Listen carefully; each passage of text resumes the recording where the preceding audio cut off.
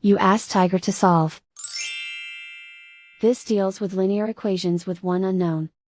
The final result is x equals 16/5. Let's solve it step by step.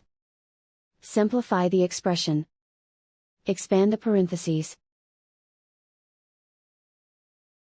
Simplify the arithmetic. Group like terms. Multiply the coefficients. Group like terms. Simplify the arithmetic. Group all constants on the right side of the equation. Subtract 16 from both sides. Simplify the arithmetic.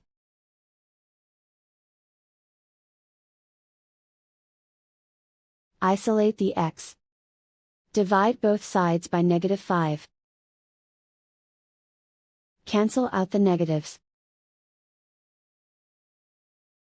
Simplify the fraction. Cancel out the negatives.